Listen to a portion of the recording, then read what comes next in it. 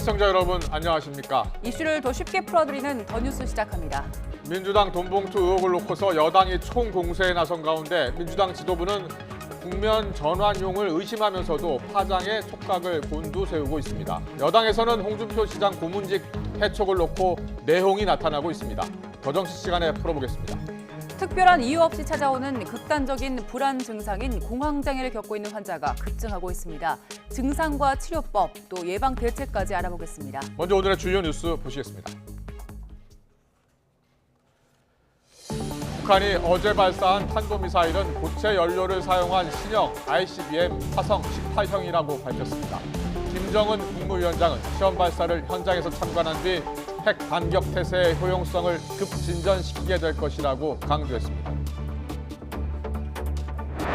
국민의힘은 민주당 전당대회 돈봉투 의혹과 관련해 송영길 전 대표가 빨리 귀국해 사죄해야 한다고 공세를 폈습니다. 민주당은 공식적인 대응을 자제하며 사태 파장에 촉각을 곤두세우는 모습입니다. 정부가 이용객 과다로 극심한 혼잡을 빚고 있는 김포 골드라인 대책으로 셔틀버스를 무제한 투입하기로 했습니다.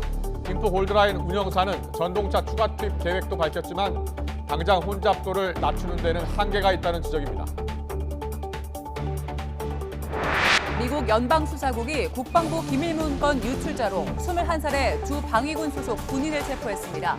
부대에서 비밀문건을 다룬 용의자는 온라인 채팅방을 운영하면서 문건 사진을 유포한 걸로 알려졌습니다. 중고등학생 5명 가운데 1명은 커피와 에너지 음료 같은 카페인이 많이 든 음료를 일주일에 3차례 이상 마시는 것으로 조사됐습니다. 일주일에 닷새 이상 아침 식사를 하지 않는 중고생도 10명 가운데 4명이나 됐습니다. 정치권 소식부터 알아보겠습니다. 국민의힘은 민주당 전당대회 돈봉투 의혹이 이정근 전 사무부총장 개인의 일탈이라는 송영길 전 대표의 해명에 소도우술 일이라고 비판했습니다. 민주당은 지도부 차원에서 말을 아끼고 있는데 총선을 1년 앞두고 발생한 사건의 후폭풍이 어디까지 이어질지 주시하고 있습니다. 취재기자 연결합니다. 김승환 기자. 네, 국회입니다. 돈봉투 의혹과 관련해서 여야 입장이 첨예하다고요? 네, 국민의힘 김기현 대표는 송영길 전 대표가 빨리 귀국해서 사죄해야 한다고 주장했습니다. 그러면서 응분의 책임을 지는 게 정치인의 도리라고 공세의 수위를 높였습니다. 빨리 귀국해서 진실이 뭔지 국민들 앞에 사죄하고 무슨 짓을 했는지 모른다. 그거 지나가는 소도 웃을 일 아니겠습니까? 장동혁 원내대변인은 민주당 소속 의원 169명을 빗대 이번 사건이 169부작 대하드라마가 될지도 모르겠다며 이정근 판도라의 상자가 활짝 열리면 민주당의 얼룩진 민낯이 만천하에 드러날 거라고 비판했습니다. 민주당은 일단 지도부 차원의 논의엔 선을 긋고 있는데 총선을 1년 앞두고 터진 악재에 노심초사하는 분위기입니다. 공개회의 발언에서는 이번 사건에 대한 직접적인 언급보다는 윤석열 검찰의 짜맞추기식 수사 중 하나로 예를 드는 데 그쳤고 이재명 대표 역시 말을 아끼고 있습니다. 송영길 전 대표가 직접 자진해서 조사받아야 된다는 의견이 나오고 있는데 혹시 어떻게 보십니까?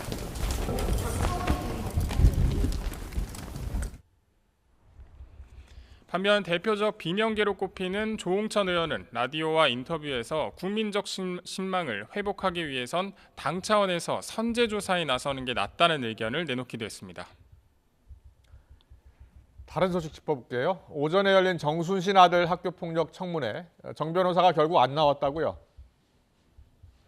네, 정 변호사는 지난달 31일에 이어 건강상 불출석 사유서를 내면서 모습을 드러내지 않았습니다. 민주당 소속인 유기용 교육위원장은 정 변호사와 가족의 불출석을 납득하기 어렵다면서 국회법에 따라 엄정 조치하겠다고 말했고 청문회에 출석한 증인의 답변을 두고도 질타가 이어졌습니다. 저는 피해 학생이나 가해 학생을 위해서 최선의 결정을 했다고 생각합니다. 저는 내 귀를 믿을 수가 없어요. 좀 궤변을 듣는 그런 느낌을 저만 가지고 있습니까? 또 하나의 법기술자를 보는 그런 느낌을 받는 게 저만의 생각일까요?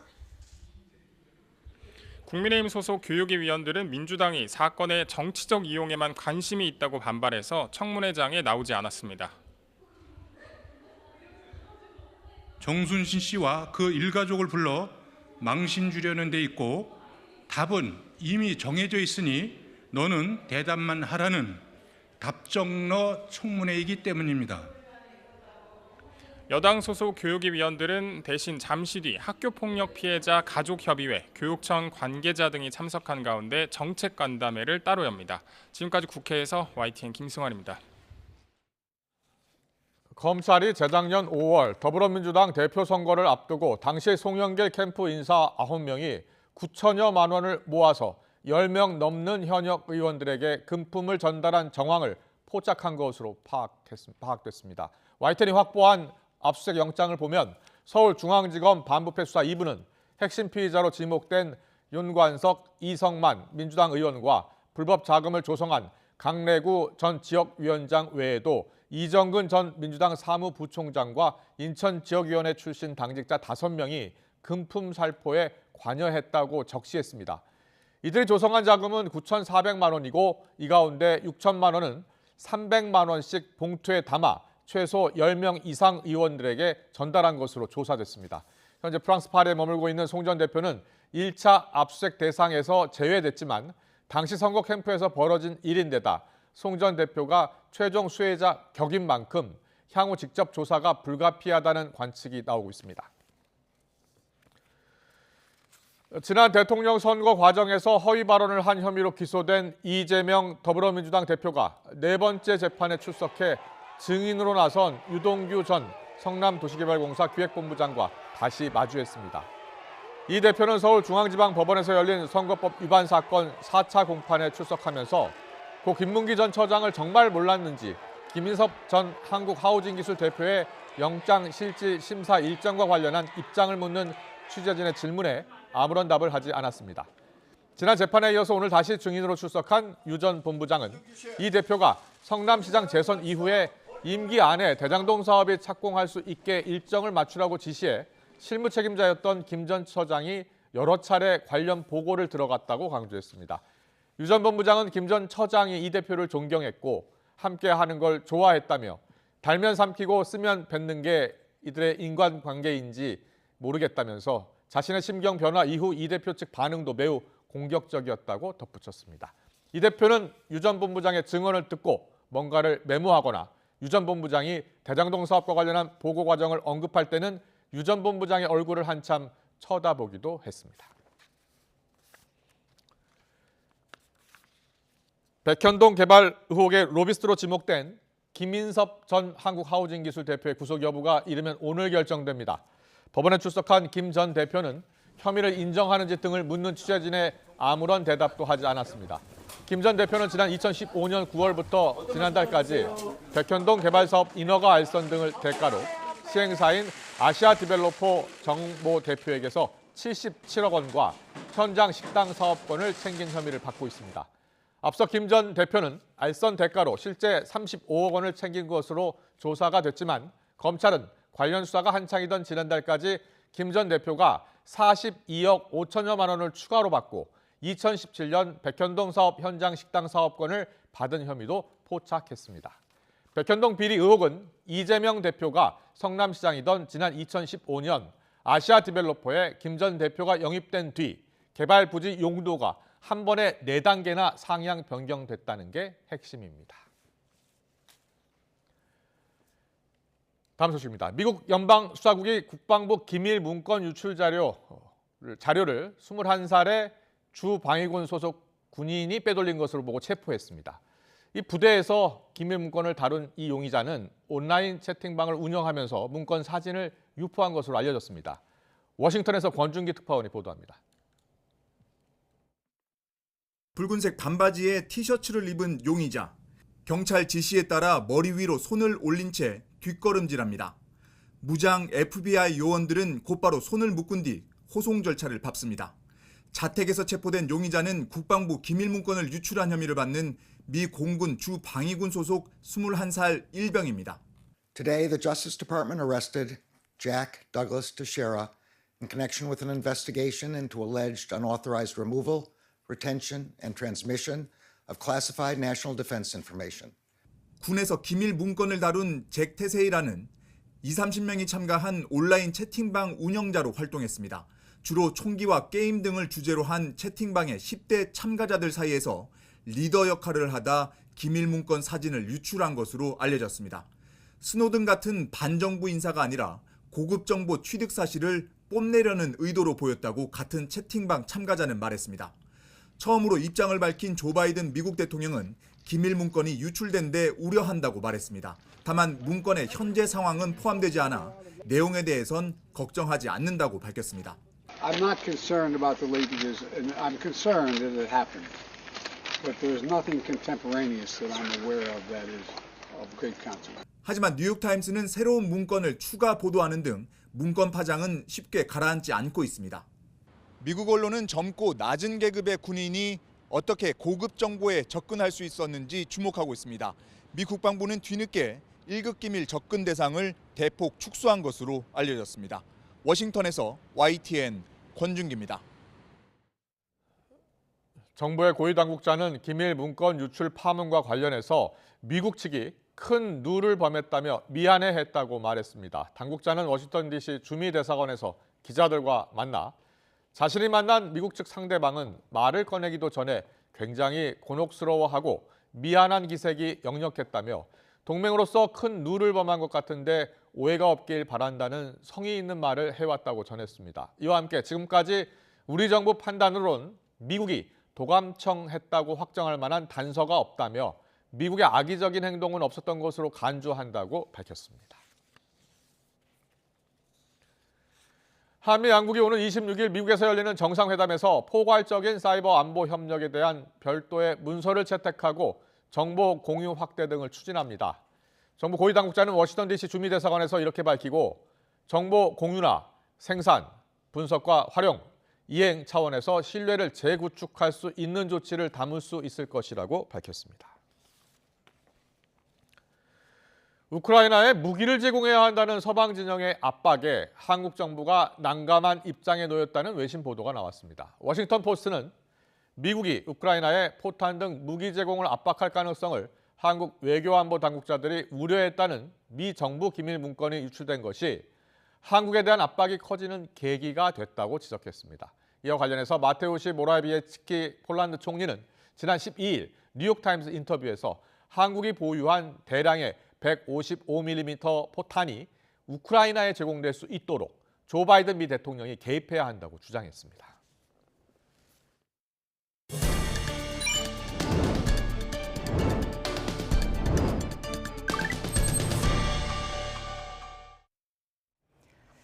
북한이 고체 연료를 사용한 신형 대륙간 탄도미사일 ICBM 화성포 18형을 어제 처음으로 시험 발사했다고 밝혔는데요. 조금 전에 관련 영상을 공개했습니다. 영상을 보면 과거 ICBM 발사 장면과는 많이 달랐는데요. 김정은 국무위원장은 핵 반격 태세의 효용성을 급진전시키고 적들을 극도의 불안과 공포에 시달리게 할 거라고 위협했습니다. 취재 기자 연결합니다. 조수현 기자. 네, 통일외교안보부입니다. 네, 북한 당국의 발표 내용부터 전해주시죠. 네, 북한이 고체 연료를 사용한 신형 대륙간 탄도미사일 화성포 18형을 어제 처음으로 시험 발사했다고 주장하며 영상을 공개했습니다. 화면으로 지금 보시는 것처럼 발사관에 장착된 미사일이 굉음과 함께 화염을 내뿜으며 하늘 위로 솟아오르는데요. 발사 후에 공중에서 엔진이 점화되는 콜드 론치 방식이 적용된 것으로 보입니다. 미사일이 발사관 내에서 점화된 후에 발사되는 핫 런치 방식보다 발사체의 손상을 줄일 수 있고 발사 위치 은폐에도 유리한 기술입니다. 북한은 분리된 1단은 함경남도 금야군 호도반도 앞 10km 해상에 그리고 2단은 함경북도 어랑군 동쪽 335km 해상에 떨어졌다고 밝혔습니다. 김정은 국무위원장은 딸 김주애 그리고 부인 리설주, 동생 김여정과 함께 현장을 참관했습니다. 김 위원장은 화성포 18형이 북한의 전략적 억제력 구성을 크게 재편시킬 것이라고 주장했습니다. 또 핵반격 태세의 효용성을 급진전시키고 공세적인 군사전략의 실효성을 변혁시키게 될 것이라고 말했습니다. 이어 적들이 부질없는 사고와 망동을 단념할 때까지 치명적이며 공세적인 대응을 가해 극도의 불안과 공포에 시달리게 할 것이라고 위협했습니다. 미사일의 신뢰성에 대한 분석은 더 필요하겠지만 북한 주장대로 고체 연료 ICBM이 맞다면 한미의 대응이 더 어려워지는 거죠? 네, 그렇습니다. 북한이 고체 연료 로켓으로 대륙간 탄도미사일을 발사한 것은 이번이 처음인데요. 고체 연료 미사일은 신속성과 은밀성을 동시에 갖춰서 한미 감시 체계에 더 위협적인 존재로 평가가 됩니다. 기존의 액체 연료 방식은 발사 직전 주입해야 하기 때문에 시간이 많이 걸려서 미 정찰 위성 등에 더 쉽게 노출되는 반면에 고체 연료는 주입 시간이 단축돼서 은밀하고 기습적인 발사가 가능합니다. 김정은 위원장은 핵무력 강화를 더욱 힘있게 추진해 나가기 위한 중대한 전략적 과업들을 또다시 제시했는데요. 이에 따라 앞으로 여러 차례의 추가 발사가 예상됩니다. 국방부는 그러나 화성 18형에 대해 중간 단계의 시험 발사로 완성까지는 시간과 노력이 필요한 수준으로 평가했습니다. 그러면서 북한이 발표한 기술은 통상적인 기술이라고 깎아내린 뒤 우리는 이보다 더 효율적이고 첨단화된 방식의 고체 추진 탄도미사일 기술을 보유하고 있다고 강조했습니다. 또 북한의 미사일을 탐지하거나 타격, 방어할 수 있는 능력을 보유하고 있고 미사일 위협 변화에 따라 대응 능력도 갖춰나가고 있다고 덧붙였습니다. 지금까지 통일외교안보부에서 전해드렸습니다. 조금 전 보신 것처럼 북한이 고체 연료 ICBM 개발에 박차를 가하고 있습니다. 김정은 국무위원장은 지난 2021년 국방력 발전 5대 거업을 제시했는데 그중 하나가 바로 고체 연료 ICBM이었습니다. 지난해 12월에는 동창리 서해 위성 발사장에서 대출력 고체 연료 발동기 지상 분출 시험에 성공했다고 밝히기도 했지요. 2달 뒤 건군절 75주년 열병식에는 신형 고체 연료 ICBM이 등장했는데요. 공개 2달여 만에 어제 첫 시험 발사를 강행한 겁니다. 한미 군 당국도 미사일 발사를 포착한 뒤 고체 연료 사용에 무게를 뒀는데 어떤 점을 보고 판단한 걸까요? 먼저 화염의 모양 자체가 다릅니다.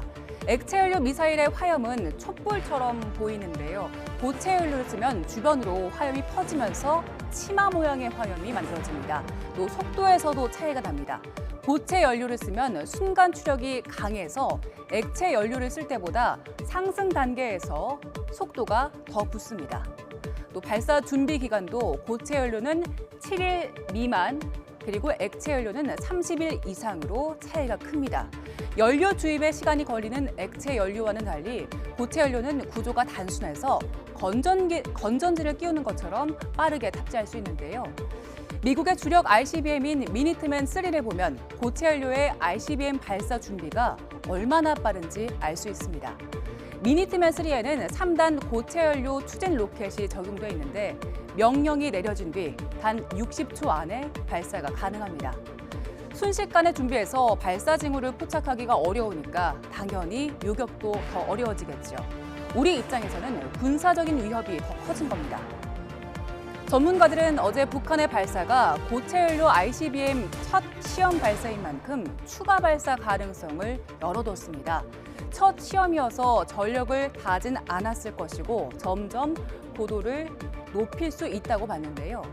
한미 군 당국도 북한의 추가 도발 가능성을 주시하고 있습니다. 당장 내일은 김일성 주석의 생일인 태양절이고요. 그리고 25일은 북한군 창건일 91주년이기도 합니다. 또 이달 말에는 윤석열 대통령의 국빈 방미와 한미 정상회담까지 긴장의 끈을 놓을 수 없는 상황입니다.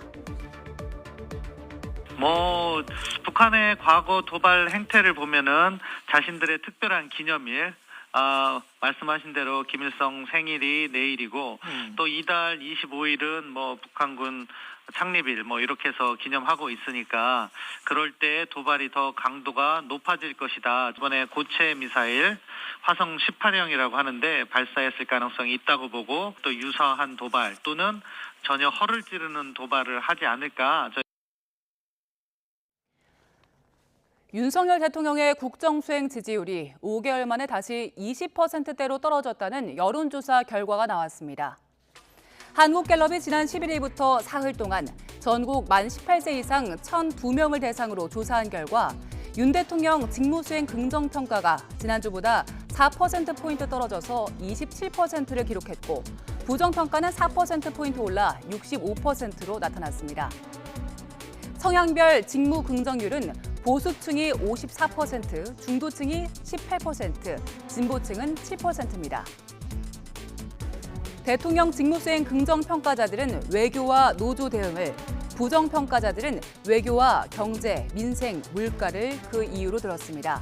한국갤럽은 최근 알려진 미국의 동맹국 도감청 정황, 또 우리 정부의 대응 등과 무관치 않아 보인다고 설명했습니다.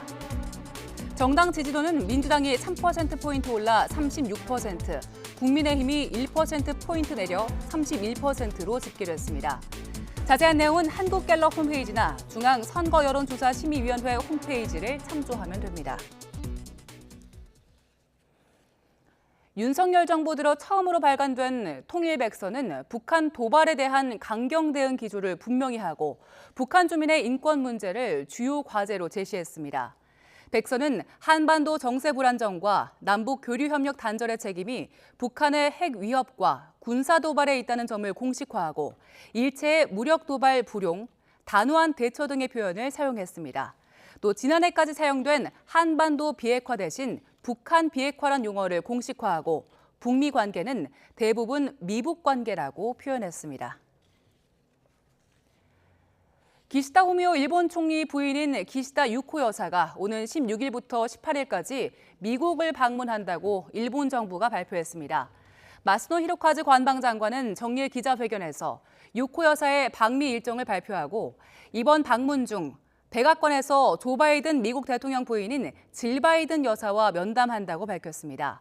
일본 총리 부인이 혼자 워싱턴 DC를 방문하는 건 이례적인 일입니다. 기시다 총리가 지난 1월 미국을 방문했을 때 질 바이든 여사는 수술 후여서 회담에 동석하지 못했고 유코 여사도 총리 방미 일정에 동행하지 않았습니다. 네, 얼마 전 10대 고등학생이 호흡곤란으로 쓰러진 적이 있죠. 서울 김포를 잇는 김포 골드라인. 사실 열차가 2량이어서 매우 작습니다. 네, 그래서 매일 출근 시간마다 전동차 안이 꽉 차서 숨쉬기 어려울 정도고 실제로 호흡곤란으로 쓰러지는 승객도 잇따라 나오고 있습니다. 김철희 기자가 김포 골드라인 열차에 직접 타봤습니다. 저는 지금 김포 골드라인 구례역에 나와 있습니다. 골드라인은 출퇴근 시간 숨쉬지 못할 정도로 붐벼 골병 라인이라는 별명이 있을 정도인데요. 상황이 얼마나 심각한지 제가 직접 한번 타보겠습니다. 비교적 여유롭게 출발한 2량짜리 열차. 사우역과 풍무역을 지나면서부터 서서히 승객들이 들어차기 시작합니다. 종점에 가까워지자 전동차 안이 사람들로 꽉 차 몸을 움직이기가 쉽지 않고 조금씩 더 들어가 주시기 바랍니다. 현재 출입문 쪽이 많이 혼잡합니다. 주변 승객의 열기도 고스란히 전해집니다. 내리는 것도 쉽지 않네. 비교적 탑승객이 적은 금요일인데도 시민들이 느끼는 고통은 그대로입니다. 앞에 사람, 옆에 사람 이게 좀 불편하게 하지 않을까 그러고 신경도 쓰이시고 그런 막 좁은 공간에 끼어있던 승객들은 종점에 도착하고 나서야 안도의 한숨을 내쉽니다. 좀 심할 때는 이제 좀 숨쉬고 이제 땀 닦을 자리도 없을 정도로 좀 힘들긴 해요. 그래도 여기서 이제 좀 쉬시고 그러다가 가시거든요. 항상 이 자리에 앉아요. 너무 힘들어서 솔직히 말해서 지금 오늘도 옆에 남자분이 계시니까 막 밀고 진짜 어떻게 앉아보면 진짜 압사 같은 그런? 출퇴근 시간대 몰려든 인파로 사고가 벌어지는 것도 어느새 일상처럼 익숙해졌습니다. 지난 11일에만 승객 3명이 어지러움과 호흡 곤란 등을 호소하며 잇따라 쓰러졌습니다. 사람이 많으니까 하차할 때 그럼 밀고 당기는 게 이제 없거든. 그저께는 고등학생 하나 치러졌어. 김포 골드라인 전동차는 최대 172명이 탑승할 수 있게 설계됐습니다. 하지만 최근 출근 시간대에는 2배가 넘는 370명 정도가 몸을 싣고 있습니다. YTN 김철입니다. 이처럼 극심한 혼잡도를 완화하기 위해서 국토교통부도 관계기관과 함께 긴급 대책 마련에 나섰습니다. 지하철 5호선이 연장될 때까지 셔틀버스를 무제한 투입하는 방안 등이 논의됐습니다. 최기성 기자입니다. 원희룡 국토부 장관과 김병수 김포시장, 정선인 김포 골드라인 운영사 대표가 한 곳에 모였습니다. 원장관은 윤석열 대통령이 해결책을 마련하라며 특별 지시를 내렸다면서 당장 가능한 대책부터 추진하겠다고 말했습니다. 셔틀버스를 현재 골드라인 운행하는 것보다 훨씬 쾌적하고 빠르게 시민들께서 이용하실 수 있도록 5호선 연장될 때까지 무제한 투입하도록 하겠습니다. 김병수 김포시장은 서울시를 향해 버스 전용 차로를 활용할 수 있도록 협조해달라고 요청했습니다. 전철 탔을 때와 다름없이 도착할 수 있는 이 정시성이 확보가 된다고 하면은 승객들의 수의 약 한 30% 정도 이 혼잡률을 완화시킬 수 있겠다. 김포 골드라인 운영사는 내년 6월부터 열차 6대를 추가 투입하면 현재 3분대인 배차 간격이 2분대로 줄어든다고 주장했습니다. 이용객이 실시간 혼잡도를 파악할 수 있는 전광판 설치를 지원해달라고도 했습니다. 역사의 그 승강장의 혼잡 상황을 미리 좀 보여주면 게이트를 찍기 전에 사람들이 선택을 할 수 있지 않겠습니까? 뭐 다른 대체 교통수단을 찾든지. 앞뒤로 열차를 한 칸씩 붙여서 혼잡도를 완화해야 하는 것 아니냐는 주장도 나왔습니다. 가장 끝쪽에 구석으로 앞뒤로 한 대씩 붙이고 승강지 플랫폼 2대가 있으면 앞뒤로 하나 붙여가지고 김포공항역에서 내리실 분들은 가장 안쪽으로 가면 왜 안 되는지 저는 이해가 안 갑니다. 이에 대해 김포 골드라인 운영사 측은 설계 문제 등을 고려했을 때 불가능한 일이라고 설명했습니다. 이와 관련해 대통령실 관계자는 승강장 설계 자체가 잘못돼 있다면서 증편으로 문제를 해결하는 게 근본 방안이 될 수 없다고 밝혔습니다. YTN 최기성입니다. 길에서 따라온 남성에게 돌려차기로 머리를 맞아서 하반신 마비 진단까지 받았던 피해 여성이 가해자를 엄벌해달라는 탄원서 모집에 나섰습니다. 이른바 부산 돌려차기 사건 피해 여성은 YTN과의 통화에서 징역 12년을 선고받은 가해자가 형이 과하다며 항소한 상태로 보복하겠다는 발언까지 하고 있다면서 가해자 출소에 대한 두려움을 호소했습니다. 피해 여성은 지난해 5월 부산 서면에서 귀가하다 따라온 남성에게 돌려차기로 머리를 가격당해 하반신 마비 판정까지 받고 재활 치료를 받고 있습니다. 이인희 변호사는 YTN 뉴스라이더에 출연해 가해자에게 징역 20년까지 선고가 가능했다면서 항소심에서 형을 가중하기 위해선 일반 시민들의 탄원서가 도움이 될 수 있다고 언급했습니다. 고의로 양육비를 지급하지 않은 86명이 명단 공개와 출국 금지 등 제재를 받습니다. 여성가족부는 제29차 양육비 심의위원회에서 양육비 채무 불이행 제재 대상자 86명을 결정했다며 명단 공개 6명, 출국 금지 41명, 운전면허 정지 39명이라고 밝혔습니다. 2021년 7월 제도 도입 뒤 처분 건수는 꾸준히 늘어나고 있는데 2021년 하반기 27명에서 지난해 상반기 151명, 하반기에는 230명으로 증가했습니다. I'm agoraphobic. I can't go outside. Getting into a really dark frame of mind.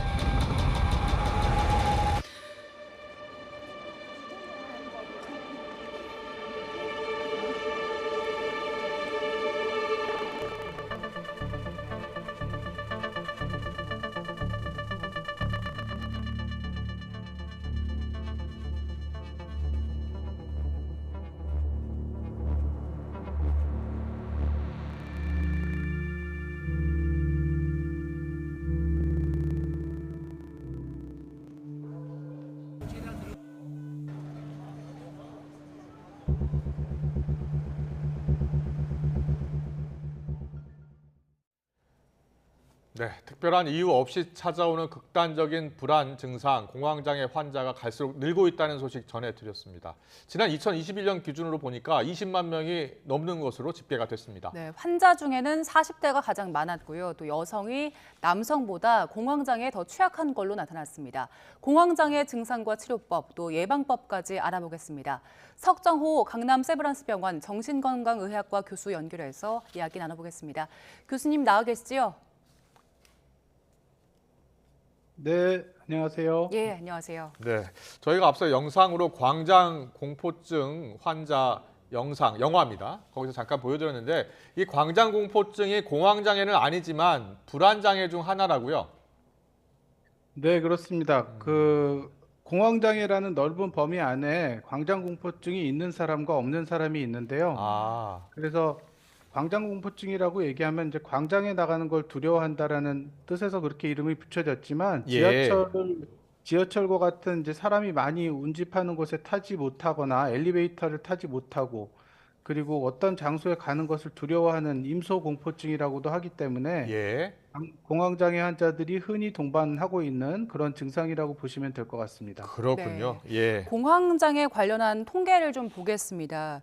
계속 꾸준히 늘고 있는데 2017년이랑 비교를 해보니까 진료 인원이 45% 정도 증가했는데 저희 그래픽을 좀 보여주시고요.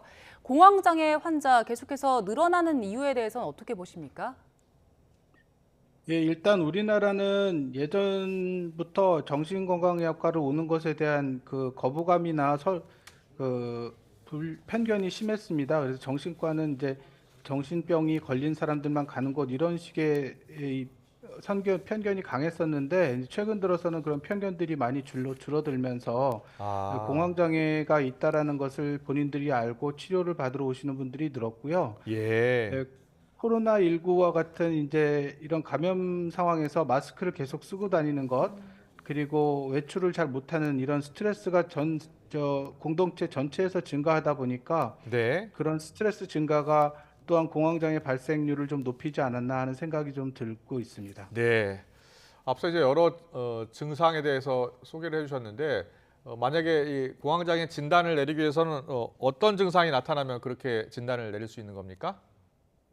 예, 우선 갑작스럽게 찾아오는 불안 증상인데요. 불안과 공포 증상이 뭐 순간적으로 확 몰려오는 겁니다. 그래서 불안 증상으로 나타나는 신체 증상은 우선 가슴이 빨리 뛰고 식은땀이 나면서 몸이 떨리기도 하고 숨을 못 쉬겠습니다. 막 본인은 빨리 쉬고 있는데 숨이 안 쉬어지는 것 같이 느끼면서 질식할 것 같고 죽을 것 같다. 이러다가 죽겠구나 하는 그런 공포심이 몰려오는데 이것이 짧게는 1분, 길게는 한 10분 정도 지속되면서 이러한 공황 발작을 처음 경험한 것이 반복적으로 지속되고 그것 때문에 공황 발작이 생겼던 곳에 가지 못하고 그곳을 피하려고 하는 증상들, 회피하는 증상이 나타나면서 한 달 이내에 이런 것들이 계속 지속될 때는 공황장애라고 진단을 할 수 있고 정신건강의학과를 방문하셔서 치료를 받으면 많이 좋아질 수 있습니다. 그렇군요. 예. 단 공황장애를 감별 진단하기 위해서는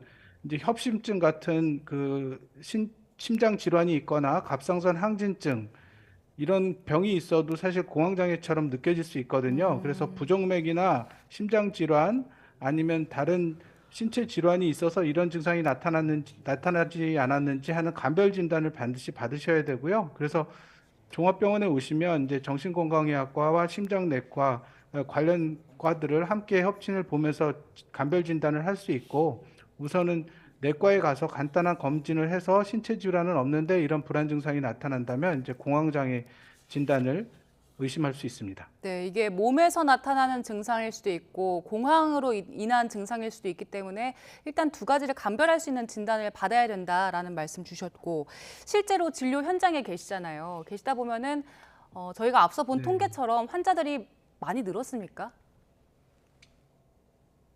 네, 지금 요즘에는 그 외래에서 진료를 하다 보면 정신건강의학과 외래를 찾아오는 환자들이 공황장애뿐만이 아니라 우울증, 불면증까지 굉장히 많이 증가하고 있거든요. 그래서 지금 현대 사회가 스트레스가 많고 특히 코로나 시기에 아주 스트레스가 많았었기 때문에 이때 공황장애를 앓은 분들이 많아진 것 같고 앞서 말씀드린 것 같이 정신건강의학과에 대한 편견이 줄어들면서 많은 연예인들이 본인들도 공황장애로 고생했다라는 것들을 이제 대중에게 얘기하고 이렇게 되면서 공황장애에 대한 인식이 많이 높아져서 환자들이 늘고 있는 것 같습니다. 그렇군요. 알겠습니다.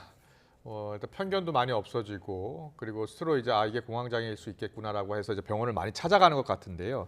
연령대별로 보니까요. 40, 50대가 많더라고요. 또 남성, 여성으로 보면 여성이 많고요. 어떤 이유 때문입니까?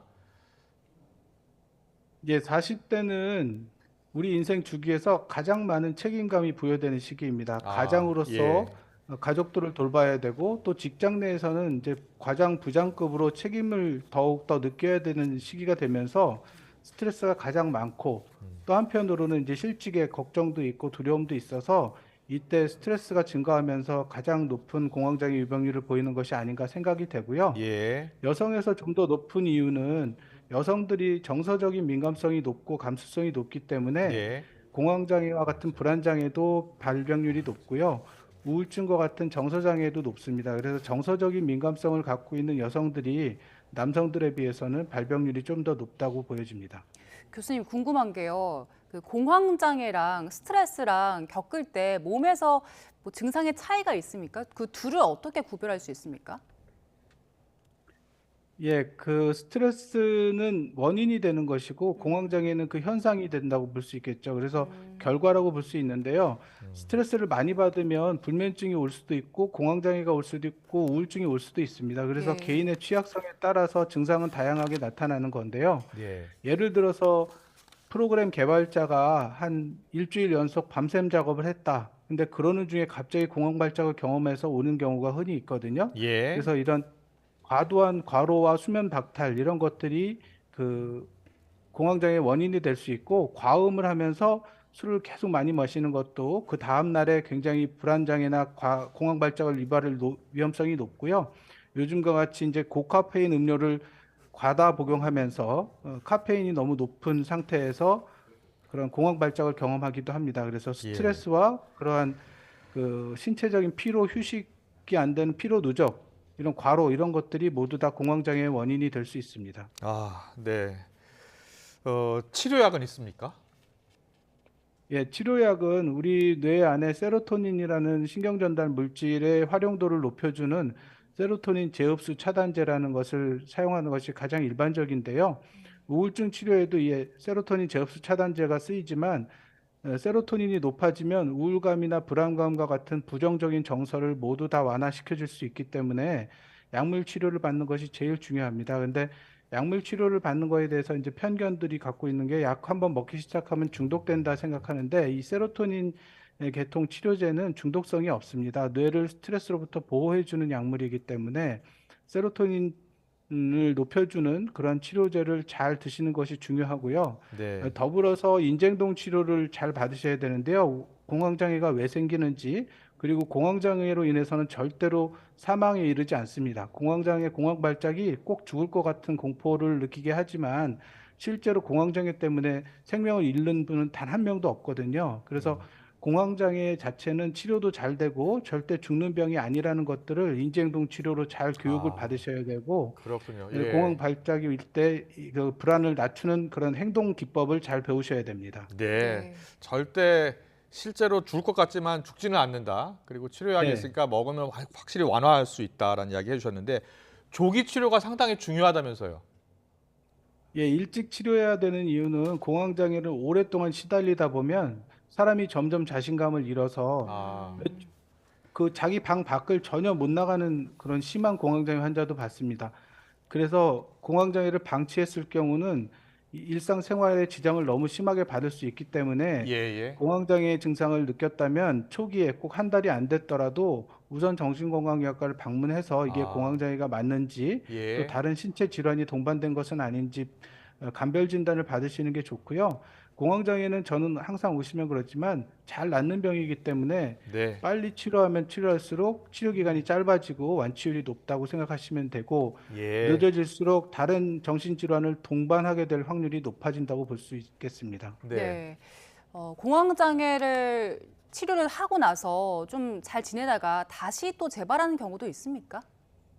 예, 공황장애는 재발을 잘 하는데요. 앞서 말씀드린 것처럼 우리 현대 사회가 스트레스가 너무 많기 때문에 스트레스를 또 과도하게 받다 보면 재발할 수가 있고요. 또 어떤 어머니 같은 경우는 이제 아이가 계속 그 교육받는 동안 힘들어하고 그걸 보면서 이제 본인도 긴장되고 다투고 하다 보니까 아이가 대학 갈 때까지는 공황 발작은 없지만 공황장애 치료를 유지하고 싶다. 해서 스트레스가 지속되는 기간 동안 치료를 받다가 스트레스가 해소되고 줄어드는 기간에 이제 공황장애 치료를 중단하는 경우도 있었습니다. 그렇군요. 예, 알겠습니다. 마지막으로요. 공황 장애 이 환자들이 우울증을 같이 겪는 경우가 흔하다고요. 네, 그렇습니다. 공황장애를 오래 앓다 보면 아, 나는 이러다가 정말 죽겠구나. 나는 아무것도 못하겠다. 이렇게 의욕도 떨어지고 자신감도 네. 잃게 돼서 우울증을 흔히 동반할 수 있습니다. 그렇기 때문에 일찍 치료해야 우울증에까지 빠지지 않고 벗어날 수 있기 때문에 공황장애가 의심될 경우는 조기에 치료하는 것이 그래서 더 중요하고요. 정신건강의학과 전문의와 잘 상의하시면 도움을 받을 수 있습니다. 네, 오늘 말씀 너무 잘 들었습니다. 스트레스가 가장 큰 원인이고요. 그리고 공황장애 치료할 수 있는 병이다. 너무 걱정하지 말고 조기에 치료받으면 좋다라는 말씀 정말 잘 들었습니다. 석정호 강남세브란스병원 정신건강의학과 교수와 함께했습니다. 잘 들었습니다. 네, 감사합니다.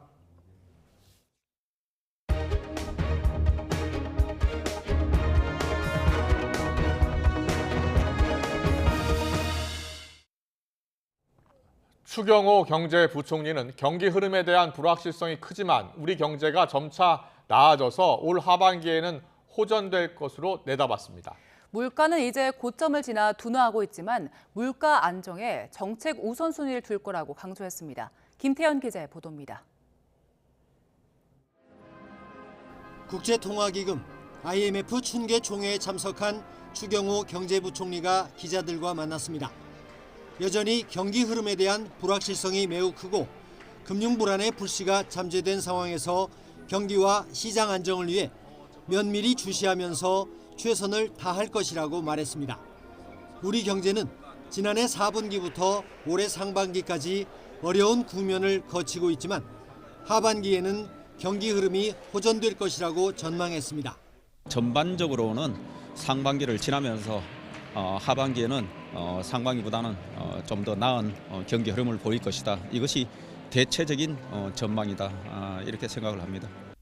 IMF 등 유수기관의 우리 경제에 대한 전망을 보면 올해는 상반기보다 하반기가 나아질 것이고 또 올해보다는 내년의 성장률 지표가 훨씬 좋게 제시되고 있다고 설명했습니다. 주 부총리는 한국의 물가 상승률은 고점을 지나 둔화하고 있지만 여전히 높은 수준이라며 물가 안정이 정책 우선순위라고 강조했습니다. 소비자 물가가 4.2%입니다. 아직 굉장히 높은 수준이죠. 그래서 우선은 물가 안정 기조를 확고히 해나가는 게 정책의 우선순위다. 이렇게 생각하고. 이번 총회에서는 IMF가 한국의 성장률 전망치를 4번이나 내린 이유도 관심을 모았습니다. 스리니바산 IMF 아태국장은 세계 반도체 업황과 내수 둔화를 꼽았습니다. 또 코로나19로 인한 소비 감소와 긴축 정책이 내수를 약화시켰다고 진단했습니다. We've also seen slowing consumption following the post-COVID surge, and also the impact of monetary policy tightening and the ongoing correction in the housing market. So all that feeds into consumption, to domestic demand waning compared to what we had in the past. IMF는 11일 발표한 세계 경제 전망에서 한국의 올해 성장률을 1.5%로 예측하며 지난해 7월 이후 4차례 연속 내렸습니다. YTN 김태현입니다. 미국의 생산자 물가가 3년 만에 최대폭으로 하락했습니다. 전날 소비자 물가지수 하락에 이어 인플레이션 완화 신호가 이어져 금리 인상 중단 기대감이 커지면서 뉴욕 증시는 일제히 상승했습니다. 김진우 기자의 보도입니다. 미국 노동부는 3월 생산자 물가지수 PPI가 전월보다 0.5%포인트 하락했다고 밝혔습니다. 2020년 4월 이후 최대폭입니다. 전년 동월과 비교하면 PPI는 지난달 2.7% 증가했습니다. 코로나19 사태 이전보다는 높지만 물가가 급등했던 지난해 이후 상황을 감안하면 개선된 수치입니다. 실제로 2월 PPI는 전년 동월에 비해 4.9% 상승했습니다. 도매 물가인 PPI는 시장에서 일반 소비자 물가의 방향성을 보여주는 선행 지표로 받아들여집니다. 이 때문에 PPI가 3년 만에 최대폭으로 하락했다는 수치는 미국의 인플레이션 상황 해소에도 긍정적인 신호로 해석됩니다. 에너지와 식품 등을 제외한 근원 PPI는 전월보다 0.1%포인트 상승한 것으로 나타났지만 시장 예상보다는 낮은 수치였습니다. 전날 3월 소비자 물가지수 CPI에 이어 PPI에서도 긍정적인 분위기가 확인됨에 따라 미국 연방준비제도의 다음 달 기준금리 결정에 관심이 모아지고 있습니다. As the PPI reading showed some continued softening, which again is playing well into those who are bullish on the prospects of the Federal Reserve either pausing at the upcoming May meeting or perhaps one more rate hike and then to go on a long pause.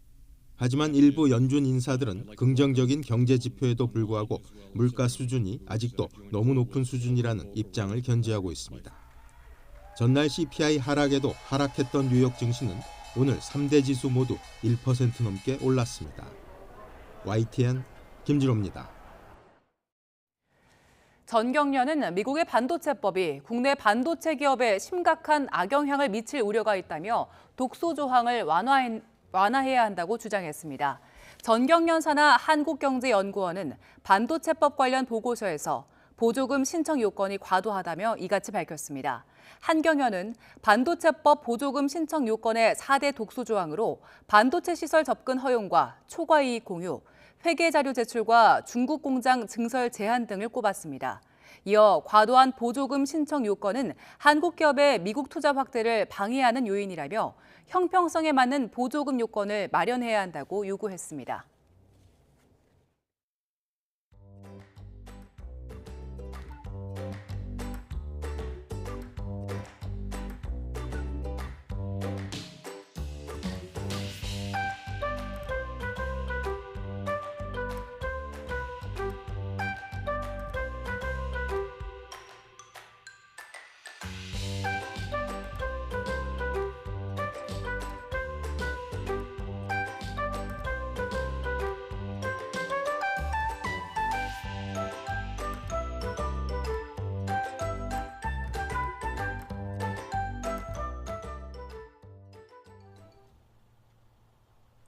사흘간 기승을 부리던 황사가 물러났습니다. 서울 등 많은 지역에서 대기질 보통 수준을 회복했는데요.